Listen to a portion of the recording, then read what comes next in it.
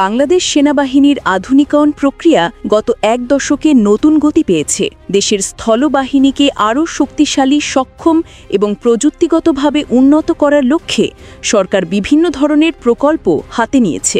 সেই ধারাবাহিকতার একটি গুরুত্বপূর্ণ অধ্যায় হল পুরনো টাইপ 59 এবং টাইপ 69 ট্যাঙ্কগুলোর আধুনিকায়ন পরিকল্পনা।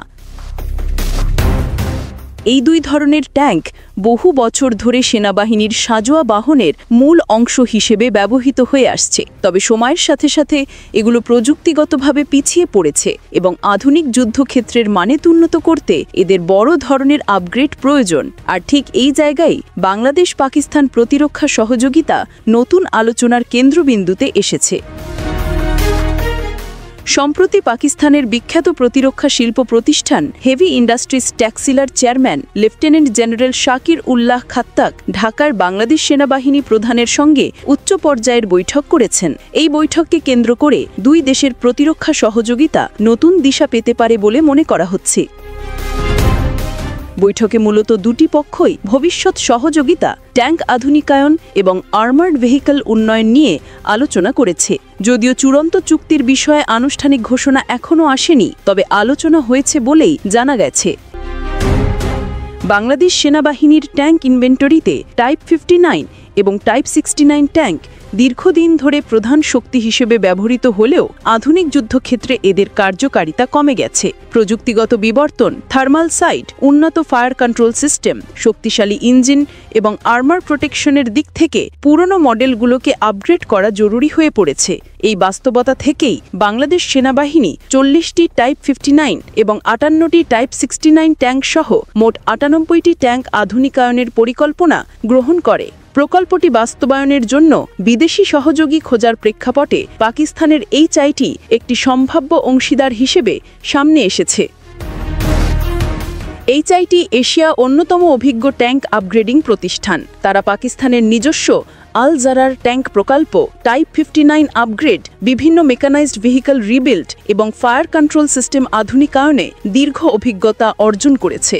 বিশেষত পুরনো চাইনিজ প্ল্যাটফর্মগুলো আপগ্রেড করার ক্ষেত্রে এইচআইটির দক্ষতা আন্তর্জাতিকভাবে স্বীকৃত।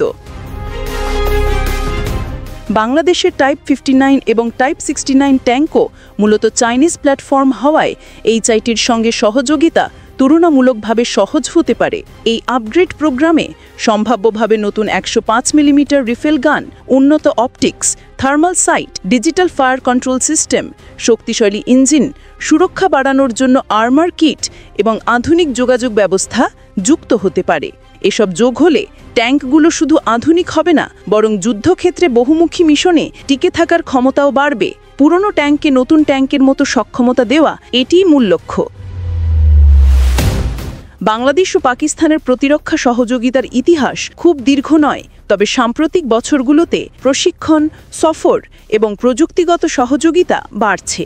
এই প্রেক্ষাপটেই এইচআইটির সঙ্গে আলোচনাকে গুরুত্বপূর্ণ বলে মনে করা হচ্ছে, কারণ এই প্রকল্প বাস্তবায়িত হলে বাংলাদেশ সেনাবাহিনীর 98টি ট্যাঙ্ক পুনরায় কার্যকর শক্তি হিসেবে ফিরে আসবে। পাশাপাশি দুই দেশের প্রতিরক্ষা শিল্পের সম্পর্ক নতুন মাত্রা পাবে। তবে এটাও সত্য যে এখনও চুক্তিটি আনুষ্ঠানিকভাবে ঘোষণা হয়নি। বর্তমানে আলোচনা চলছে, মূল্যায়ন চলছে এবং উভয় পক্ষ সম্ভাব্য সহযোগিতার বিষয়গুলো পর্যালোচনা করছে। তাই এটিকে নিশ্চিত চুক্তি বলা যাবে না, বরং বলা যায় সম্ভাবনাময় বড় সহযোগিতা। কৌশলগতভাবে এটি বাংলাদেশের জন্য গুরুত্বপূর্ণ হতে পারে, কারণ পুরনো প্ল্যাটফর্ম আধুনিকায়ন করলে সেনাবাহিনী কম খরচে আধুনিক যুদ্ধ ক্ষমতা বজায় রাখতে পারবে। পাশাপাশি আন্তর্জাতিক প্রতিরক্ষা সহযোগিতায় বাংলাদেশের অবস্থানও আরও শক্তিশালী হবে। সব মিলিয়ে বলা যায় 98 ট্যাঙ্কের এই আধুনিকায়ন প্রকল্প শুধু একটি টেকনিক্যাল আপগ্রেড নয়, এটি প্রতিরক্ষা সহযোগিতা, সামরিক কৌশল এবং ভবিষ্যৎ সক্ষমতা বৃদ্ধির একটি বড় পদক্ষেপ। এবং বাংলাদেশ পাকিস্তান সামরিক আলোচনার সাম্প্রতিক অগ্রগতি দেখেই সহজে বলা যায় এটি একটি বড় চুক্তির পথে এগোচ্ছে, যদিও আনুষ্ঠানিক ঘোষণা এখনও অপেক্ষমান।